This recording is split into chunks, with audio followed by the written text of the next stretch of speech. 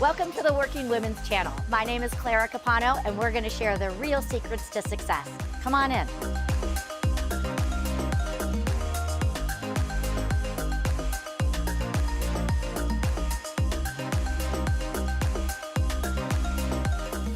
Welcome back, everyone, to another amazing episode of the Working Women Channel. I am your host, Clara Capano, and today we are welcoming our guest, Dr. Judy Wright. Judy, welcome to the stage. Thank you, Clara. It's so good to be here. It is awesome. You and I met just a couple months ago when we were sharing the stage in Madrid, and I was so moved by your talk because it hit home with so many of us, myself included, and I just can't wait to share some of your expertise and your wisdom with our listeners today. But before we dive into your story, tell us just a little bit about you and what you do. So thank you. I am so honored to be here, and I'm glad that it resonated with you. It was so excellent to meet you and be in Madrid. I'm Dr. Judy Wright, and I am a family practitioner, but I do not practice currently. What I am about is I work in corporate, but also I've experienced so many things in my life. So for me, what's become important is to help and encourage professional women and women leaders who may be feeling overwhelmed. It's so hard for us as women as it is. We carry so much on our shoulders, but professional women, it's so hard to admit sometimes that it's becoming overwhelming because it seems like you can't handle it. And Mhm. sometimes it's really just it's a lot. It's overwhelming. It It's can. so many responsibilities. So for those women who feel overwhelmed and may not feel that they have a voice and they're carrying so much on their shoulders, Mhm. right?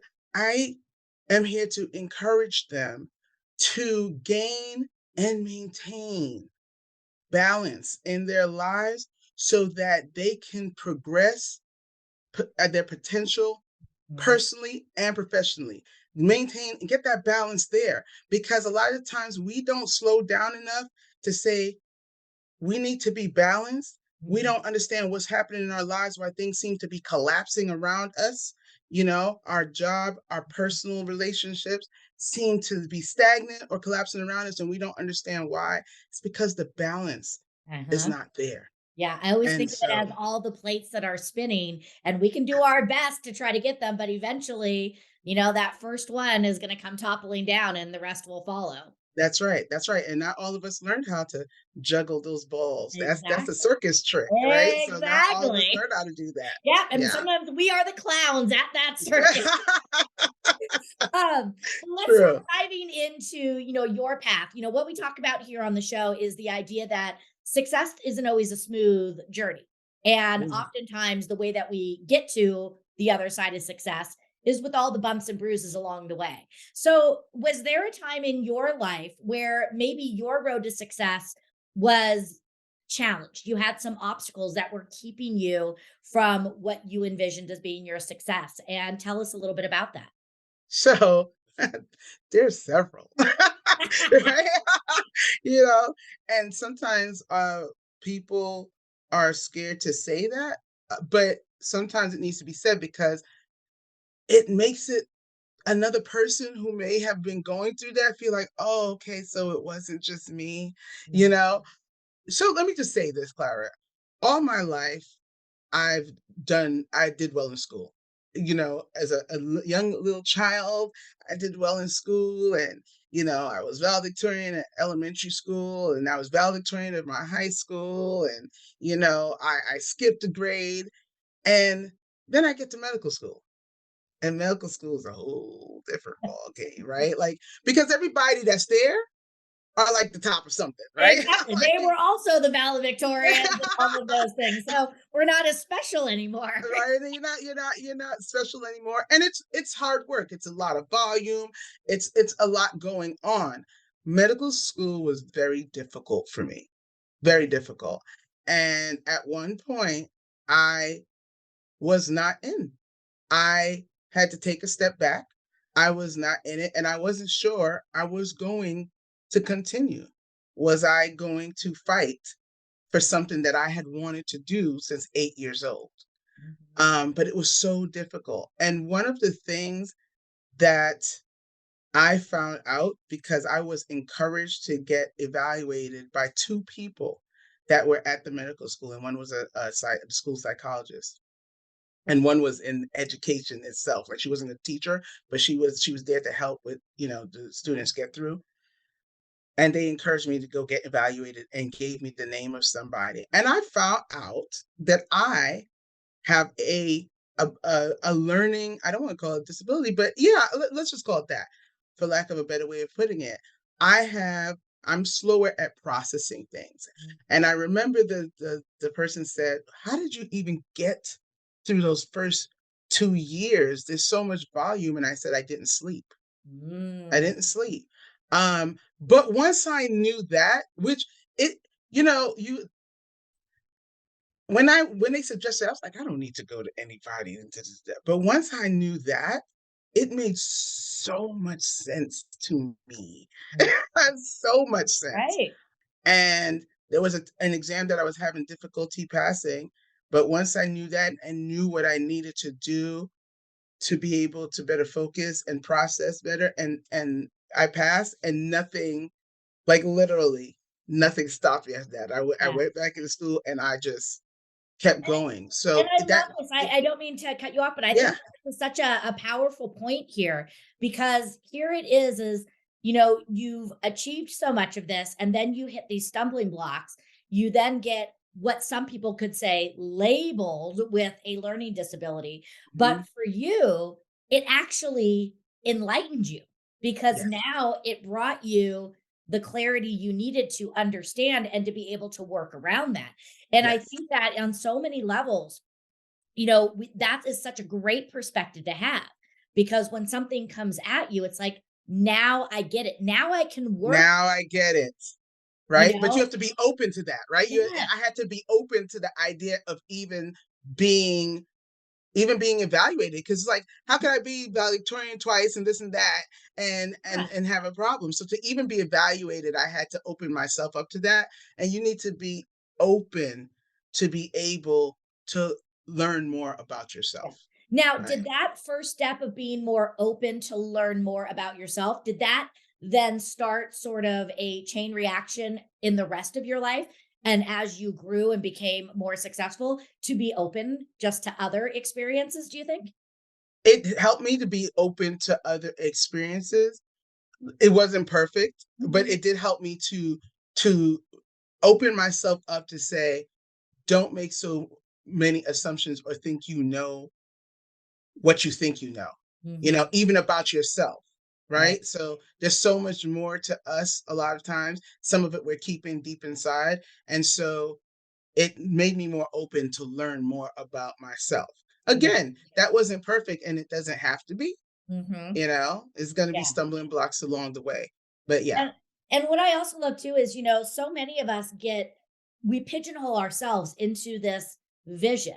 Here it was as you were checking off all the boxes, doing all the right things, being the valedictorian, getting the good grades.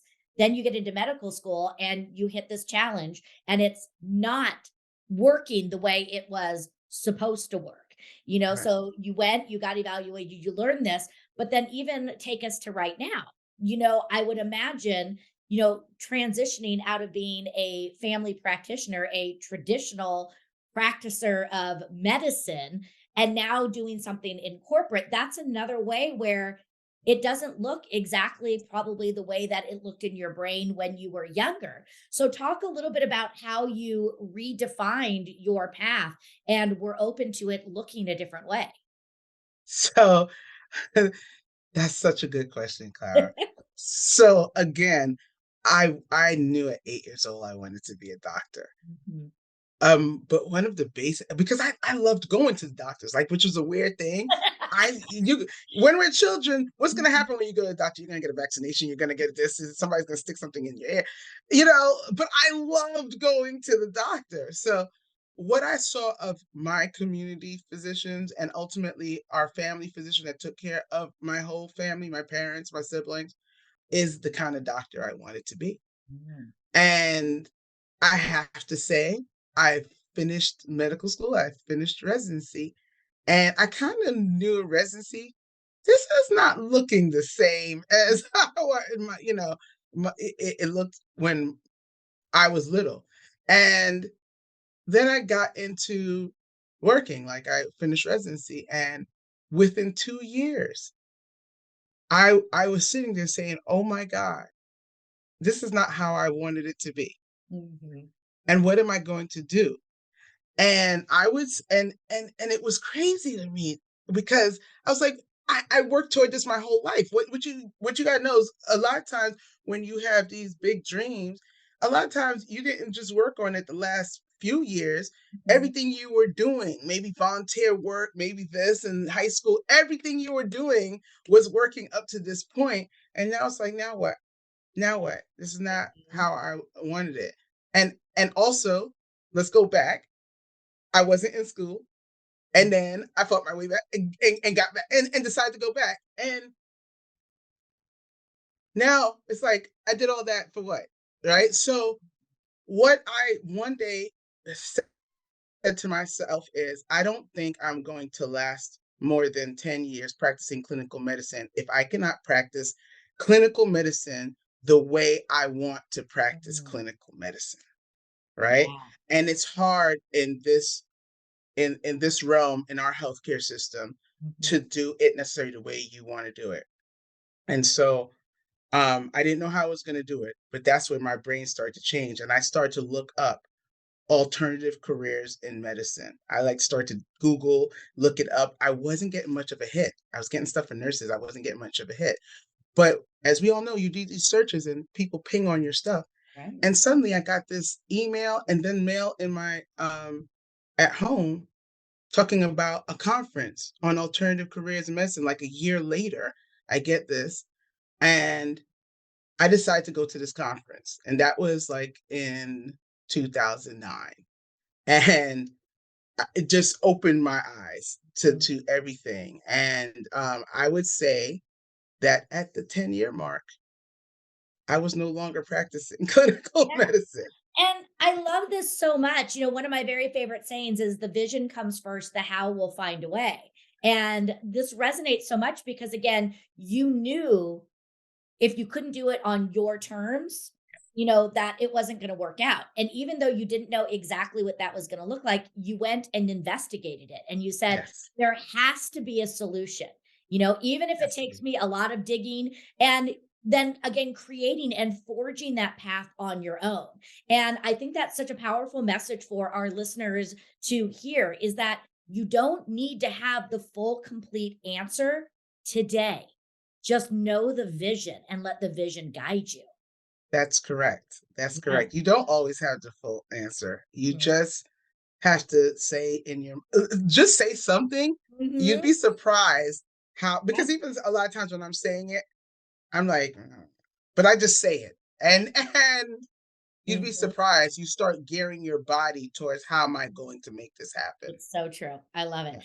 Now, I wanted to go back to, what you really focus on now, which is again helping, women in the workforce, especially executive, and leaders, again, sort of, bring that balance in because we always tend to put ourselves last.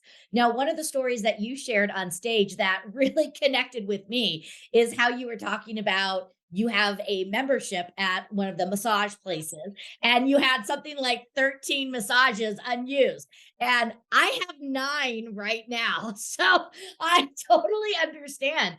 And it's so easy to preach the self-care. But you know what? So many of us, again, we talk about it and we're like, oh, I have this. And yes, I am taking care of myself. But then when we really look at it, we're not.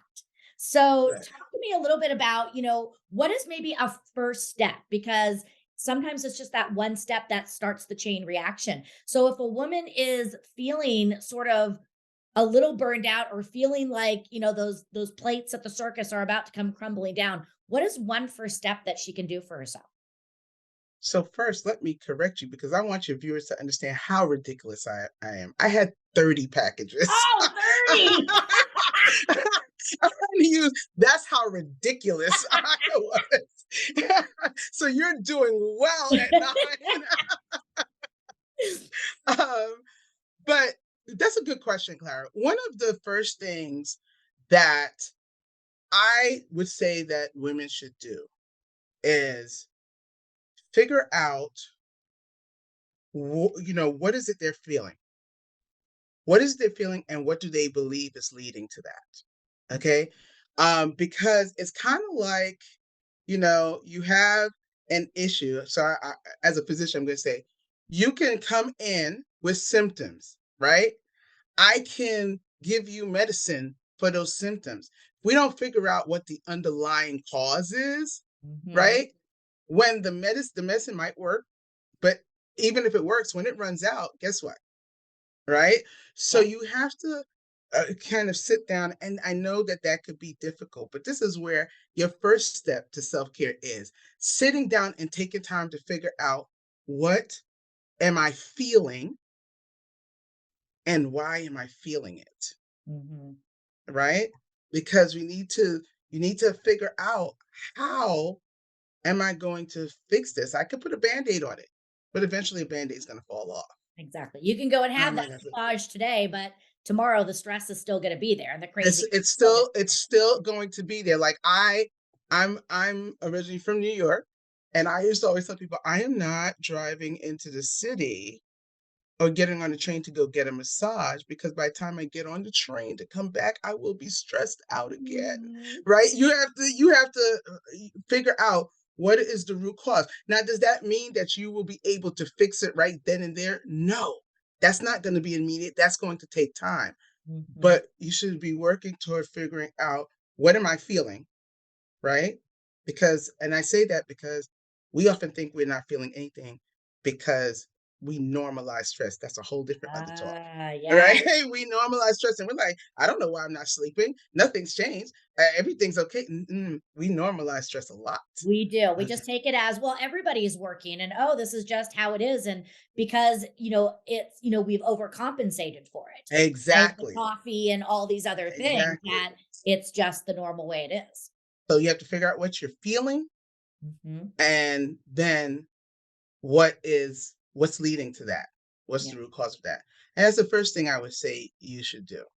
And then after that, start learning how to take care of yourself. Don't look at what other people are doing. Mhm. What some people like, and I spoke about this in Madrid. What you may like, Clara. Well, we both like massages. I know that. But what you may like, I may Mhm. not like. Correct. But sometimes somebody else is having so much fun doing something. We're like, we're going to do that too. But that may not be what's for us. It doesn't mean you don't try it. But when you try it, if it's not giving you that joy, if it's not making you feel relaxed, move on. Move on. And again, find that thing that lights you up. And Yes, and I always tell women too, start small. 5 minutes a day of something that brings you joy. That one five little step. minutes. It just starts there. It just starts there, because that 5 minutes, if it brings you joy, then you don't want it to end. You Mhm. may find 10 minutes next week. Exactly. you know? I would love to hear, from your perspective, what are some of the things that you are seeing and experiencing, when you're working with these women and you're finding them sort of get to the other side, when you're seeing them starting to actually take control and starting to, make their personal wellness part of the process. What are some of the gifts that you are seeing that they're getting back that maybe they never expected? So, what I've seen in myself and what I've seen in others is a sense of peace, Mhm. right? That they didn't have before. Changes in their relationships, right? So if I can, I've seen people, and it happened to me too, right? Where their relationship with their children is different, right? Mhm. It's just how they interact, having time for them, and the children feel it, and they feel it too, because the interaction is different. But there's just a sense of peace and the ability to move. One of the things when you're a woman in leadership, or you're a professional woman, a lot of us got there because, let's face it, we're a bit controlling. All that.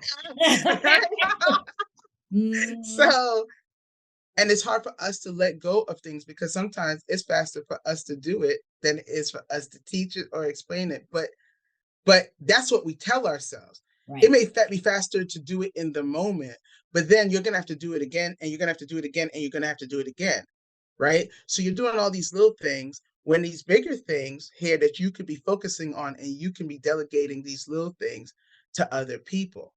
And I will say this is something that I constantly have to talk to myself about, Mhm. okay? And still, it's not easy for me. I struggle, and sometimes I have to say, I have to step back and say, hold up, Yep. right? I need to move this over to somebody else, Yeah. And I right? appreciate you being so honest with that because I think, that's a big lesson too is to understand it's always a journey, it's always a Yeah, process. And yeah. it's that reflection and that understanding and that acknowledging it. But it's never going to be that perfect path. No, it's never. I mean, some women are better at it than others, but it's never a perfect path. And it's because of the nature of who we are and how we are socialized, and we need to re-socialize ourselves and say, yeah, it's time to pass off. It's time Yep. to handle, you know, Exactly. and take time for yourself, and you can't do that if you don't start to give up some of these responsibilities and teach other people how to do it. I'm trying to teach my son how I was trying to teach him how to cook rice Mhm. 2 days ago. Yeah, because you like to eat. You need to learn you need to Exactly. learn how to make that stuff. So, yeah. And I also want to just bring it back since you work with a lot of women in leadership, let's talk about being a good leader. You can't lead people when you are depleted, when you don't have the energy, you can't think clearly. We talked about this idea of, not sleeping. When you don't sleep, your brain doesn't process. So, how can you make quality decisions as a leader when you are not well? So, again, it goes beyond, again, just feeling good today. It's about how you show up daily. Yeah. Mhm. And you know what else? It's what you put out there, right? Because when you start to feel like that, that energy starts to go to other people as well, right? So you're giving off this energy of feeling overwhelmed. And I don't say not if you are feeling overwhelmed, I don't say not to be honest about that. Not at all. Mhm. But you get overwhelmed. We get agitated, we get irritated, we get and you that starts to come off onto if you have a team, that Mhm. team, Oh, yeah. right? That is Mhm. the vibe you're giving, and that's the vibe they're gonna get, and that's the vibe they may start to hand out to each other. Yep. So definitely it's important to be able to take care of yourself and get that balance because your shadow as a leader is long, Exactly. And again, you know. you have to model that behavior Yeah, because everybody's watching you as a leader. So, yeah, looking at that because how you show up again sets the whole intention for your team and the culture around you. So, I love that. Well, Dr. Judy, I could sit and talk with you because you and I are just on the same wavelength so much about this self wellness and, creating the path on your terms. You have so much going on. I would love to hear, what is next for you? What are the things that you're working on right now? so I'll be giving several talks. I'm going to be at the WIN conference in July, so I'll be giving a talk there, and I'm giving a few talks to like chambers of commerce, but I'm also in the midst of writing a book. Yay!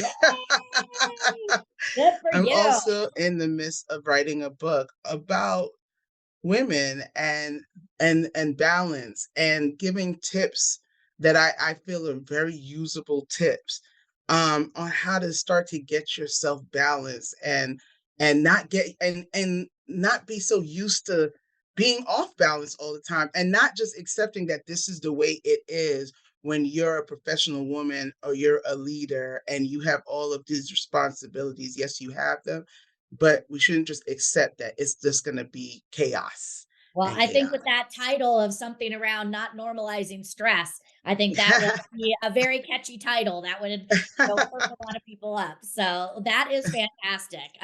Writing a book is such a beautiful way to share your lessons and to be able to, again, deliver that impact. So when you get your book together, you be sure to come on back on the show and let us promote it and, keep spreading all those words. So Will do. to, bring us to a close here, we start off by talking about the road to success and how it can be filled with challenges and obstacles. When you sit back now, where you are in your life now, how do you define success for yourself today? Oh, that's such a good question, Clara. So success for me used to be I had to move up the ladder, ladder, ladder, ladder, just every rung, just going up. And I still have to move up the ladder, but it's my own ladder. Mhm, It's not, it's not necessarily the ladder of the employment that I have. mhm, That's nice, but it's my own ladder. And success for me is not only professionally, getting along with my colleagues and my staff and being able to work with them and being able to lead them. Like, one of the things is when I hear, somebody say, "Oh my goodness, the nurses really enjoy working with you." That's great. Like I love that. We could be on the same page. That's success to me. But also being able to be there for be with my husband, be with my children. I'm getting to travel more this year, so I'm really excited about that. that's Okay, awesome. that is Exactly. success. Spending more time with my friends, and after coming off of lockdown and pandemic, that's what it's about for me. Just being able to have my professional life, see my friends, um, be with my spouse and my children, and have that level of balance. Where I'm not just leaned over to one side and getting ready to fall over. That's success for me. Fantastic. I love that. Well, again, Dr. Judy, thank you so much for sharing time with us. We talked about, learning how to tap into how you feel so that you can really start to, create that true path to wellness. We talked about creating your own path and not being afraid to forge those, paths. So, thank you so much for the light that you are bringing Thank and the you. awareness that you are bringing to women so that regardless of where we are and regardless of who we are working with, we are all leaders and reminding us that a big path to being a strong leader is leading ourselves Yes. first. So thank you for being Yes. here. Thank you. And for all of you that are watching, we're going to put all of Dr. Judy's information and links in the show notes. So reach out to her, connect with her. If you're looking to bring in your wellness package, let her help you so that you can create that vision and start living your life successfully. So keep following. Don't forget to like and share this episode. Stay tuned for even more episodes here at the Working Women channel, where we talk about creating success all on your terms. Thanks again for following. I'm Clara Capano, and we'll see you next time.